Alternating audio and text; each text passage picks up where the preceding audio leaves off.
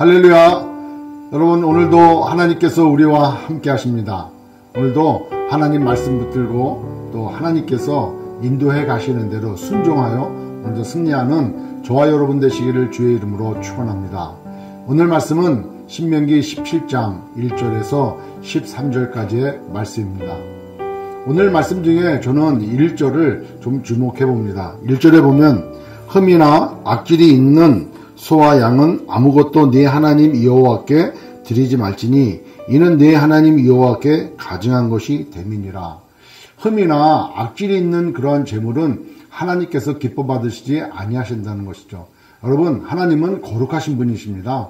여러분, 예수님께서 흠이나 점이 있었습니까? 아닙니다. 인간으로 오셨지만 죄가 없으셨고 또 거룩함으로 순전함으로 그렇게 희생제물 되어 하나님 앞에 드려지게 되었죠. 따라서 하나님 앞에 드려지는 모든 것은 흠이나 악질이나 점도 없는 가장 정결하고 거룩한 것으로 이렇게 하나님 앞에 드려져야 되는 것이죠. 그러고 나서 2절부터 이런 말씀이 나옵니다.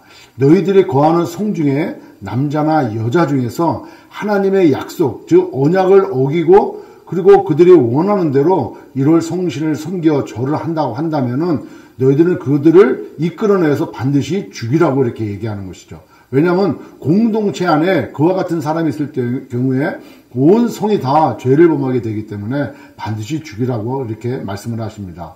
그런데요, 여기서 중요한 것은 그것을 누가 합니까? 그러니까 제일 먼저 해야 될 것은 자세하게 확인해 와서 엉뚱한 피해를 예방하라고 하는 것이죠. 그러고 난 다음에 혼자 그것을 봤다고 해서 혼자 그 사람의 얘기를 듣고 결정하는 것이 아니라 두세 명의 증인을 얻어서 그러고 난 다음에 확증하고 그 다음에 그 증인 중에서 먼저 본 사람이 그 사람이 먼저 돌을 던지고 여러분 확실하다면은 그 증인을 쓰는 것 아니겠습니까? 그러니까 그렇게 확실하다면은 먼저 돌을 던지라는 거죠. 그렇게 하고 모든 사람들이 돌을 던져서 그 사람을 그 성중에서 제하해버려서 하나님이 바라보시는, 하나님이 기뻐하시는, 또 하나님께서 원하시는 그러한 하나님의 백성, 그 공동체가 되라고 하는 것입니다.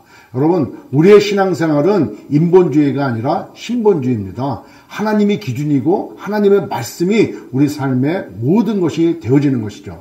따라서 하나님 이외의 것으로 드려지거나 하나님 이외의 다른 신을 섬기는 것은 하나님 앞에 합당치 아니하기 때문에 1절에 흠이나 악질이 있는 것은 하나님이 절대 받으시지 아니하신다는 것. 그리고 하나님이 다스리고 하나님께서 통치하시는 하나님 나라의 백성 또한 하나님을 섬기면서 우상을 섬기고 다른 데 마음을 둔다는 것도 합당치 않다는 거죠. 그걸 제하여 버리라 이렇게 말씀을 하시는 것이죠. 이 시대를 살아가는 우리들 하나님을 섬긴다고 하면서 하나님을 예배한다고 하면서 또 예수 그리스도 안에서 구원받은 하나님의 백성이라고 하면서 우리가 세상을 따라가고 세상의 소욕대로 욕심대로 그 세상의 기준되어서 살아간다면 이것이야말로 흠과 악질이 있는 상태로 하나님 앞에 드려짐이 되는 것 아니겠습니까? 그것을 제하여 버려야 된다는 것이죠. 그리고 두 번째로는 사람들 사이에 어떤 분쟁이 있을 경우에는 그것을 반드시 사사라든가 즉 재판장이나 레위인에 가가지고 그걸 판결을 받으라고 하는 것이죠. 그런데 그것으로 잘 해결이 안 되는 게 있어요. 여러분, 옛날에는 모세가 모든 것을 다 재판했지 않습니까? 그런데 그 장인 이드로가 뭐라고 그랬습니까? 너 혼자 하기가 감당하기가 참 힘들다. 그러니까 그 밑에 1000부장, 100부장, 50부장, 10부장을 세워서 너가 해야 될 일을 나누라고 이렇게 얘기를 하죠. 그와 마찬가지로 이제 모세가 없는 이제 가나안 땅에서의 삶은 이제는 중앙 성소, 성소가 있는 중앙에 있는 재판장에게 가지고 가라는 것이죠. 각각 성에서 해결이 안 되는 문제는 그 중앙 성소에 있는 재판장, 그 레위 제사장에게 그 문제를 가져가서 판결을 받는데 그 하나님 앞에 섬기는 그 재판장의 말, 제사장의 말을 따라서 순종하고 그거대로 결정하라는 거죠. 만약에 그렇지 아니하고 불순종하고 따르지 않는다면은 하나님의 말씀대로 통치함을 받기를 거절하는 것으로 인정되어져서 그들을 그 공동체에서 제하라고 이렇게 얘기하고 있습니다. 하나님 앞에 합당치 않은 그런 일들을 드러나게 되어지면 반드시 제해야 되는데 그것 또한 증인을 반드시 세워서 하라고 하는 것이죠. 여러분, 마태복음 18장 15절 이하에 보면은 사람이 죄를 범했으면 그 친구가 가서 잘 권면하라고 얘기해요. 그래서 그 사람이 회개하고 돌아오면은 사람을 얻지만은 만약에 그렇지 않을 경우에는 두세 사람이 그것을 증인을 쓰라는 거예요. 그래도 말을 안 듣는다 할 때는 교회에 데리고 와서 교회에 권면을 하고 그 권면을 듣지 않을 경우에는 창기와 세리처럼 죄인처럼 여겨버리라고 이렇게 얘기하고 있죠. 여러분 지금 시대에 교회에서 그렇게 한다고 말 됐습니까? 아니 교회 떠나면 되지. 지금 상태가 이런 상태로 하나님의 말씀이 그렇게 우리들 삶 가운데 직접적으로 영향력을 끼치거나 그것을 하나님의 말씀을 두려워하지를 않는 그런 세상 가운데 우리가 살아가고 있다는 것. 이게 반증하는 것 아니겠습니까?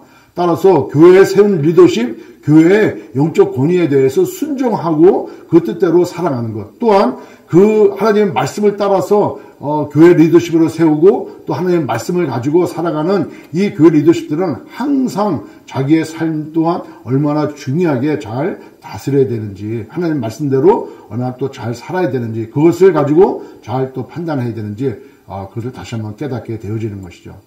아무쪼록 이스라엘 백성들의 신앙생활은 인본주의가 아니라 신본주의다. 하나님 앞에 나가는 것은 모든 것이 다 거룩해야 되고 또 하나님 말씀을 가장 중요시 여겨서 그 안에서 살아가는 것. 이것을 다시 한번 명심하시고 오늘도 여러분 세상을 기준 삼지 마시고 세상 방법대로 살아가지 말고 인간적인 생각하지 말고 하나님 말씀 신본주의로 여겨 오늘도 하나님이 우리를 다스리는 삶 그렇게 복된 삶 살아가시기를 주의 이름으로 축원합니다. 기도하겠습니다.